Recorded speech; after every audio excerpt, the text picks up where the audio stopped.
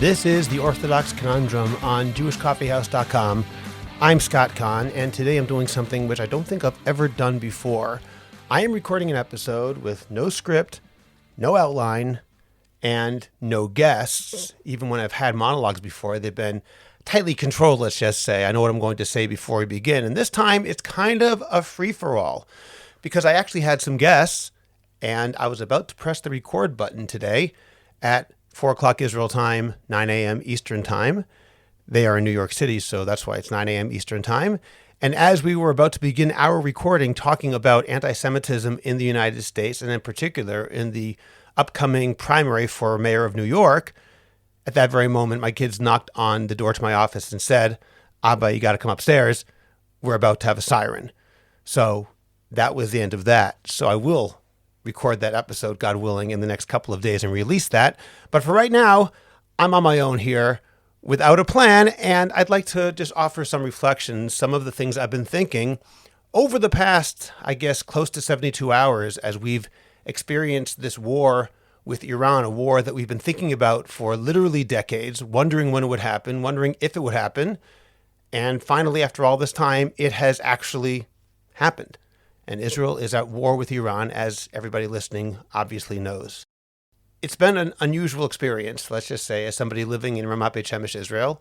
On Thursday night, I drove to Yerushalayim to pick up our son Ephraim, our daughter-in-law Shira, and our new 3-week-old grandson, Yakir Yisrael. And we brought them home. It was great. And at 3 o'clock in the morning, we were preparing for Shabbos, and lo and behold, we got a very strange sound on our phones. There are sirens all the time. The Houthis regularly bomb Israel, sending a missile every day or two. That's not unusual. But this sound on our phone was different. It didn't sound like others. And it basically wasn't even a sound saying, "Get into your safe room," although there was actually a siren outside. It was, "Be ready because something is happening." And even though we've had many sirens, the fact is, in our family chat on WhatsApp, we saw that our son Yaki, who was in a base down south, he had a siren, and my sister-in-law immediately wrote, and she's in Zirchon Yaakov, which is further north, and she had a siren. Usually it's much more localized. The fact that people who are hours apart driving had sirens told me that, along with everybody else, that this was a little bit different. And quite soon we found out that Israel was indeed bombing Iran, and my first thought was, okay, they're going to bomb Iran tonight. It's going to be a big mitzvah, a big campaign, and after a night's worth of bombing, it will be over. But we were quickly disabused of that notion when we were told by the IDF that this is going to take days, if not weeks. Now they're saying probably a couple of weeks or more. Unclear exactly. But yeah, it was a big surprise. And we all were kind of nervous, waiting around. I went to bed about 6 o'clock in the morning. I wrote a Substack with some initial thoughts. And then the next day, Friday, we heard 100 drones were coming, and it was nerve-wracking. And then we heard, you can leave your area near your safe room because we've intercepted all of those drones. And there was a type of, I'm not going to say euphoria, but guarded optimism, I believe, among most people saying, oh, maybe this won't be so bad. That night, when Shabbos came in, or right before Shabbos, actually, it was in fact about 15 minutes before Shkia, before sunset, and the Houthis sent a missile. So those in the family who were lighting candles quickly lit candles because we didn't know how long we'd be up there. After that, it was time to daven, and sometime in the middle of davening, we heard that we should be near a safe room again. And then after Kiddush and Hamotzi, right before the soup, we got another notification saying our phones were there, lying there on the table so that we could hear those notifications when they came in, and immediately they would flash up on the screen saying it's going to happen soon. So we had a little bit of a debate. Should we have the soup first, or should we wait? And we didn't know if there's going to be half an hour, 2 hours, 3 hours. We didn't know. So we decided to wait. This is the experience that everyone had. We ended up waiting in the safe room when the siren went off for, I think, if I recall, 55 minutes until we got the all clear. And then that was that. We had another one at 1 or 2 in the morning. We had another one here at about 5 something in the morning on Shabbos day. During Shabbos itself, I don't think there was anything, but there was after Shabbos was over. It has been ongoing continuously. And as I said, even just now, less than 2 hours ago, we had another one, which prevented me from having the podcast I expected. Just giving you some experience of what it's like over here. It is not that scary when you're in your safe room. We're here with a bunch of our kids. My father-in-law was here for Shabbos. It was in some ways, a lot of fun because we're all joking around. And of course, you hear that tragically and terribly, there are people who lost their lives and many more who were injured. And there's no way we can minimize that. The fact is, there are people out there who were killed. At the moment, the number is 13. People who were killed by Iranian missiles, ballistic missiles being shot into civilian areas. I don't know what the Iranians are trying to do, although I have heard, for what it's worth, that the last 2 times they bombed Israel, last April and last October, they had a major barrage, and it didn't end up killing anybody because they were aiming it exclusively at military sites. And because of that, this time, again, I don't know if anyone knows this or it's speculation, they're intentionally aiming it towards civilian areas. Certainly, those that have hit apartment buildings. Those people who have been killed have not been military personnel. Those people who've been killed have been people just in their houses doing nothing except for being in Israel. Hundreds injured. 13 people lost their lives. It's a horrible crime. I assume that the chattering masses who don't like Israel will talk about Israel started it. Israel is bombing wantonly throughout Iran. Of course, that's not true. Israel is doing precision targeting of very specific people. I saw Piers Morgan wrote at one point, if Israel were this precise against Hamas, maybe people would be more on Israel's side, which of course is an absurd thing to suggest. Israel did not do this against Hamas because Hamas people were hiding in tunnels along with hostages rather than in their bedrooms. If they did, Israel would have. There's no easy answers. But when Israel can save lives, it tries to save lives. That is obvious and clear, as we can see right now going on in Iran. From what a lot of people believe, most Iranians despise the regime of the mullahs. The Iranian people are currently under their thumb, under the thumb of this theocratic, fundamentalist dictatorship. Let's hope that this gives them the impetus to overthrow this corrupt criminal regime, a corrupt criminal regime which would like to literally take over the world, which would like to impose Islamic fundamentalist law according to their interpretation across the earth. They would like to destroy the Jewish people, both in Israel and elsewhere. They have no qualms about attacking Jews no matter where they are as representatives of Israel. They hate the United States, the great Satan as they call it. They hate the West entirely. The Iranian regime is the source of all of the problems we've had in Israel since October 7th. When Hamas invaded, Hamas is effectively an arm of Iran. It has independent leadership, but it is funded by Iran. It is considered part of Iran's axis of resistance. Those people who are working to protect Iran effectively, they see it as trying to destroy Israel. Iran sees it as that too, as well as an extension of their tentacles, a means of hurting Israel should Israel try to hurt Iran. For years, everyone knew that Iran's plan was to continue trying to build a nuclear weapon covertly. And should Israel ever attempt to stop it, they would sic their various proxies, Hezbollah and Hamas among them, Islamic Jihad, the Houthis, those in Syria, militias in Iraq and the rest, sic them on Israel. And then they would be able to operate freely because Israel would be too busy fighting off these local dangers. Well, thank God, Israel has largely disarmed Hezbollah to the point that Hezbollah even announced that they're not getting involved, which means that the single biggest threat against Israel that Iran had has been disarmed. Hamas is unfortunately still in charge in its own way, but as a military, it has been decimated. Now it's more like a group of crazy terrorists. But it's no longer military with the same organization that it had 20 months ago. The country of Syria, which was once the bridge, the land bridge between Iran and Lebanon, has completely been overturned. Not that the people there love Israel so much, but they hate Hezbollah too, and they hate Iran. The Houthis continue to shoot, but they're their own problem. Israel is in a much, much better position now to do what it's doing against Iran than it could have been 2 years ago. That's a fact. Israel has more ability to attack Iran. Israel has greater intelligence now. Israel has greater freedom of movement because of what it has accomplished over the past 20 months. I have been very critical of Prime Minister Netanyahu and his government. I'm still critical of them. If there were elections today, I would vote against them. I look forward to Netanyahu's overdue retirement. But in this situation, we can't deny that he did a very good thing. In getting rid of Hezbollah, in getting rid of some of the other militias that have been hurting Israel, and in attacking Iran, he showed a strength of character and a courage which is only considered commendable. He has done something tremendous. We don't know where this is going to end. We don't know what's going to happen. We're in the early days. I hope it won't last that long, but it is not near the end. But so far, indications are that Israel has done something quite tremendous. And despite my very strong dislike of the policies of the Netanyahu government and of, frankly, Bibi Netanyahu personally, and despite my continued desire that he no longer be the prime minister, for many reasons, not the least that we should have term limits, and a prime minister who's prime minister for as long as he has been is not healthy for Israeli democracy. All of that aside, we have to be very, very impressed with what the Israeli military has accomplished. I'm going to read something by Michael Doran, a senior fellow at the Hudson Institute. He wrote this on Twitter, X. It was reported by the Free Press, and I actually wrote it down in a Substack on Friday. I'm going to quote him right now.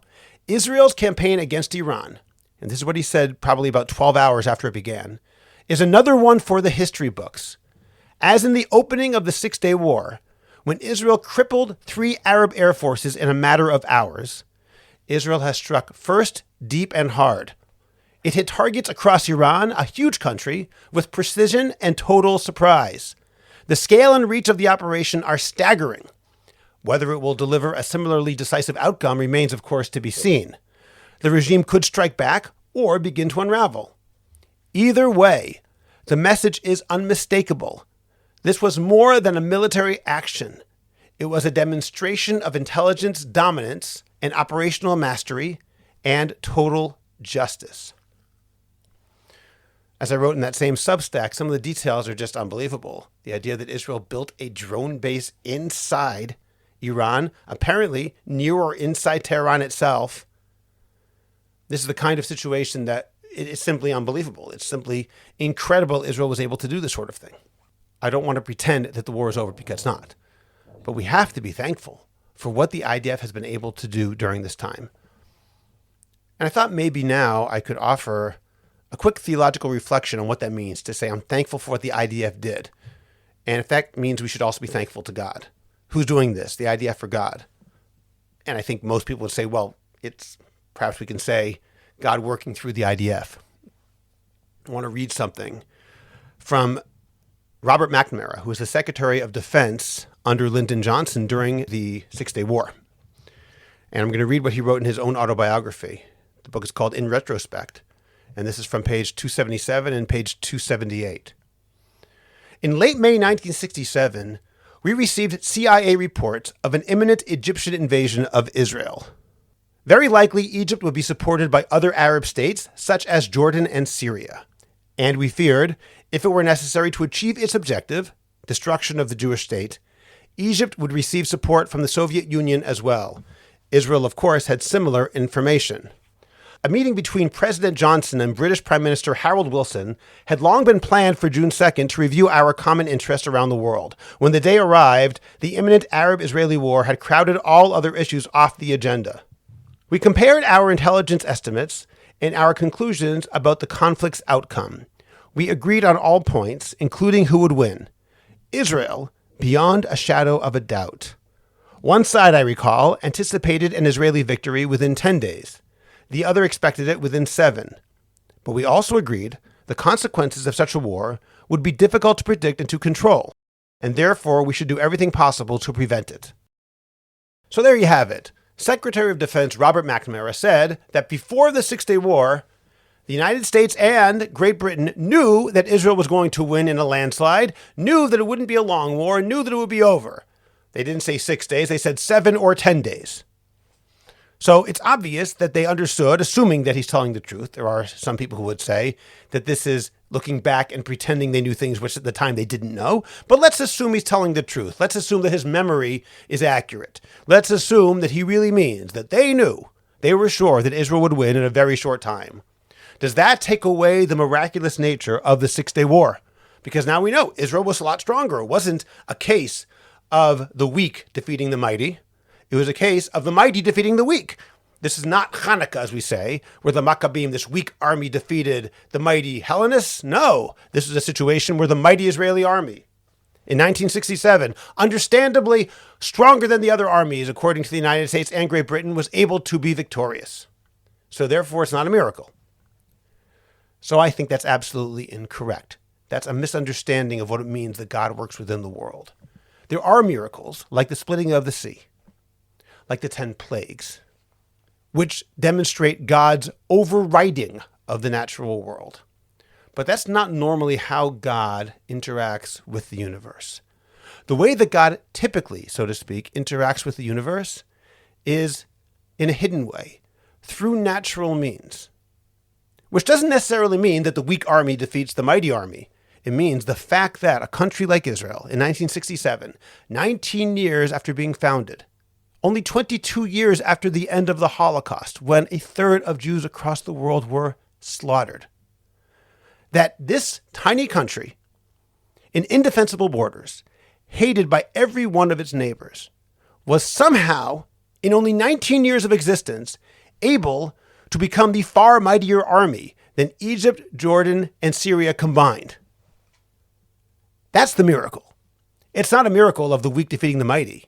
It's a miracle how the weak became the mighty, how almost impossibly, unthinkably, this tiny country, with everything against it, somehow in 19 years was the obviously stronger country. Do you realize how unlikely that is?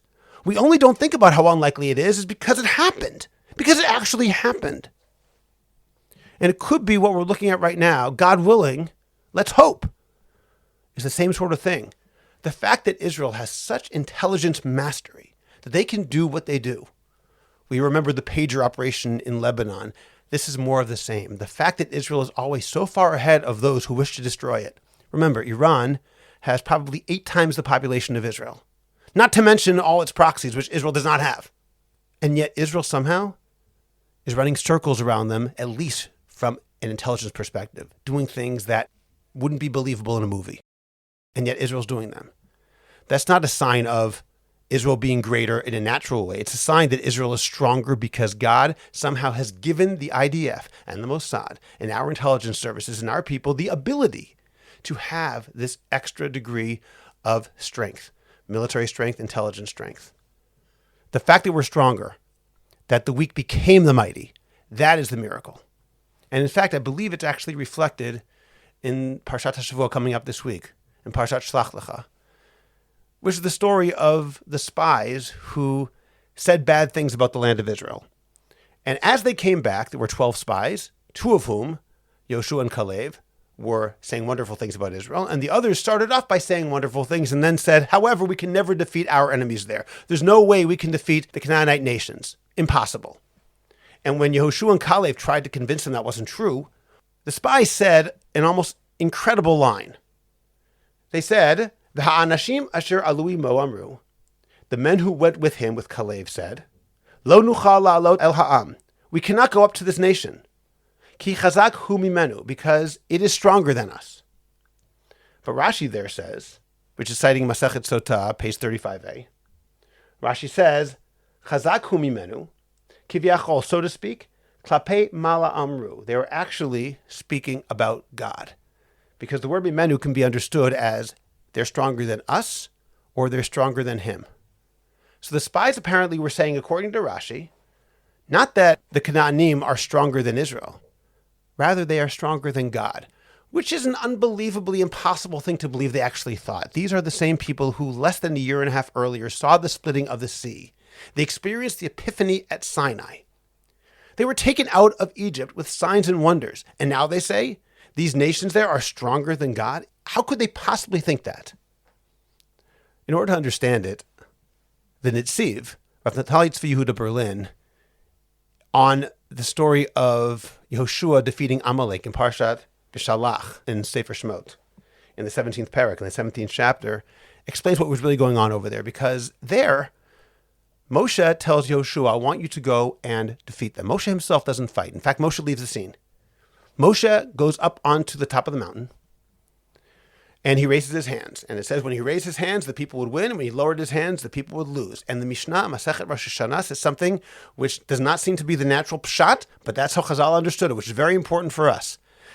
Chazal say, our sages say, do we really think that Moses' hands can actually affect a war? Moses raises his hands up high and they win? Of course not. Rather, when Moses raised his hands high, the people thought of God and prayed. And therefore, because they prayed, they started winning. When he lowered his hands, they weren't thinking of God. They started to lose. In other words, there's no miracle, so to speak. It's about prayer. Meanwhile, it says, Joshua defeated the Amalekites by the sword. Very, very deliberately, it says it was done in a physical, natural manner. And in fact, afterwards, God says to Moshe, I will wipe out the memory of Amalek from underneath the heavens. And then Netziv says, what does that phrase mean, underneath the heavens? And this is where he puts it together. He says, Amalek did not believe that God was unable to help Israel. He said, no, everyone knew what happened at the Red Sea. Everyone knew what happened in Egypt. That's not what happened here. Amalek understands that God can overwhelm the universe. In fact, most people who believe in God believe that God can overwhelm the universe. They also believe that God can absent himself from the universe.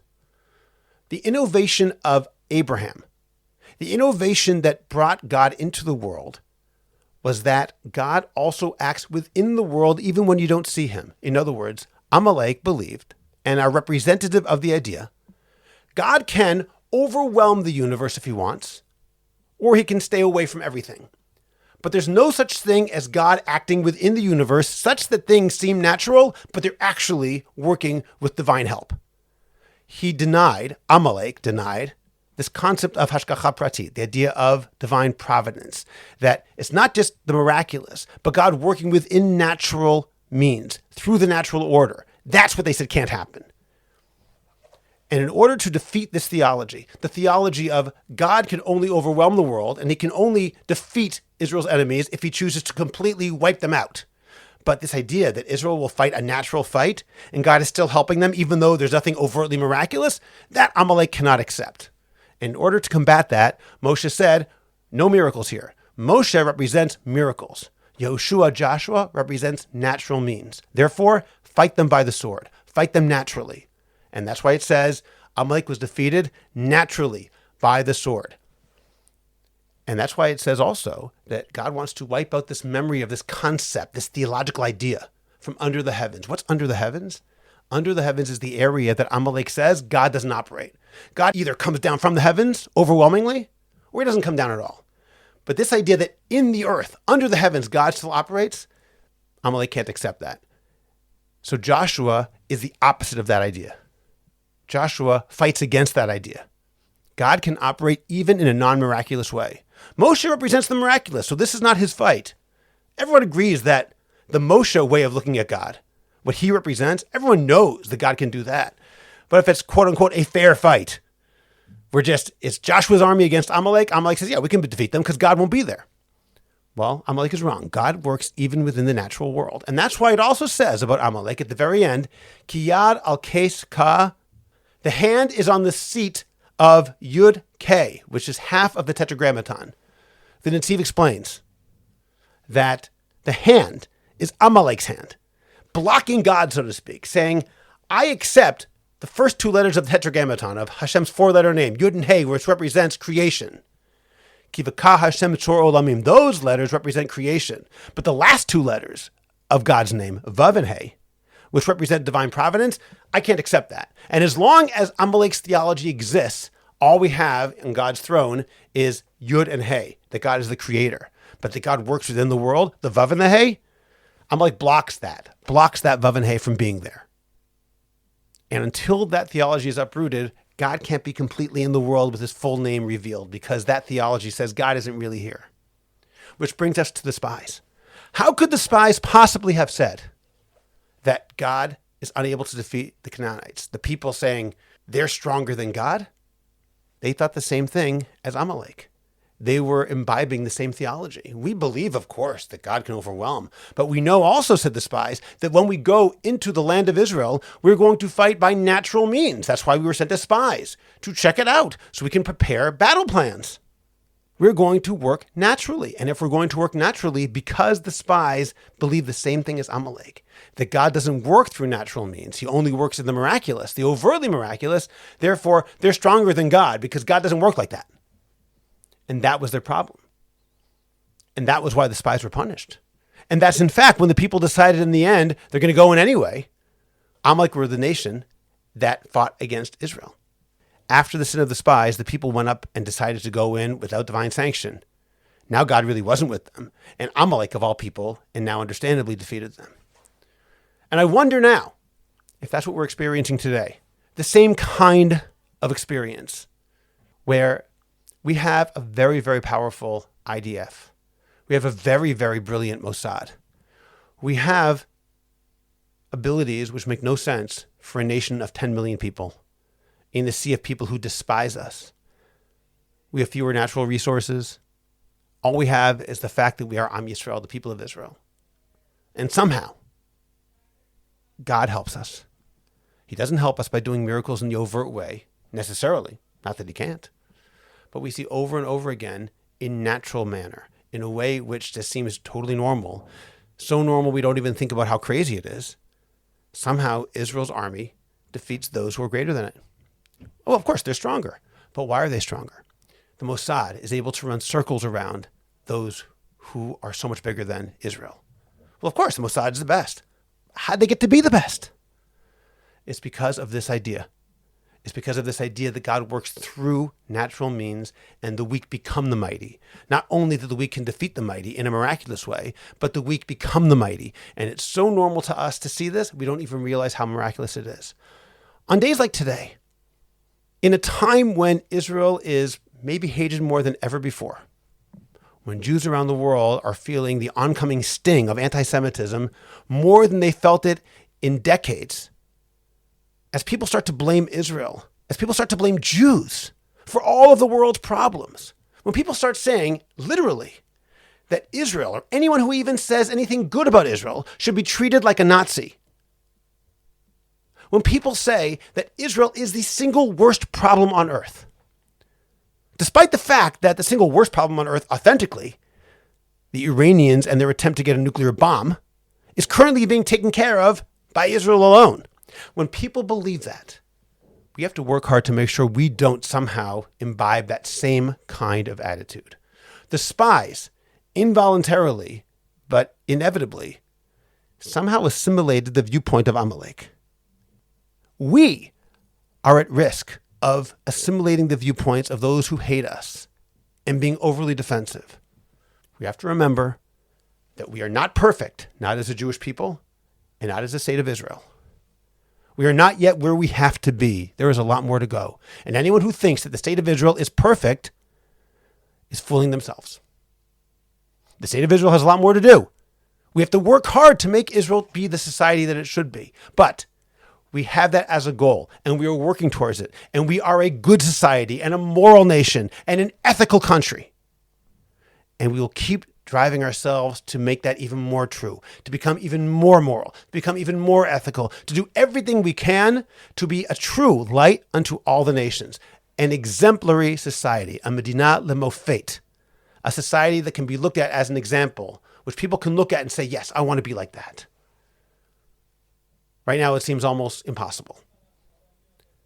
But we cannot take the opinions of those who hate us and somehow think that therefore we have to change who we are based on their absurd opinions.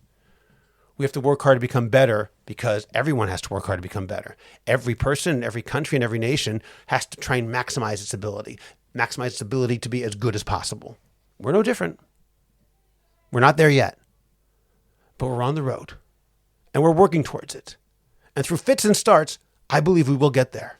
We will get to be that Medina lemofet, that exemplary nation, the nation that people who are of true, upstanding moral character will look at and say, yes, we have to try to be more like them, more like the Jewish people and more like Israel. That's our responsibility, and that's our right to make sure that we become that. And we dare not be so defensive to believe, all the negative tropes that people say about us. We can't even unintentionally assimilate that into our minds. Instead, we have to say, no, we have to try and make Israel as good as possible, which means when we do something wrong, call it out.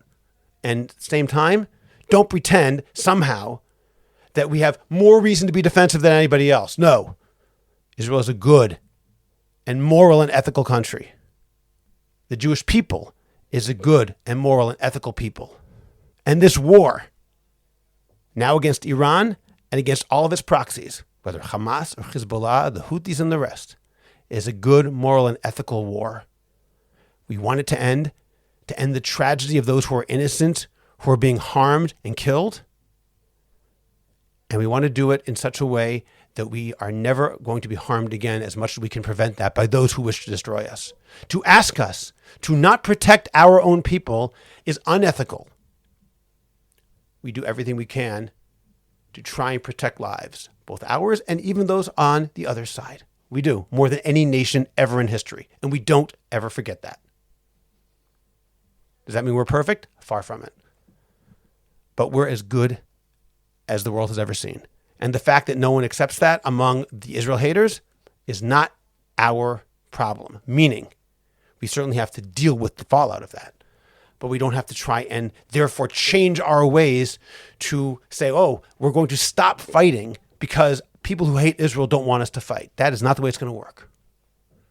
We are a people who has a special connection to the Master of the universe for reasons known only to the Master of the universe. Somehow he has chosen to make his Shekhinah, his presence, manifest in our people.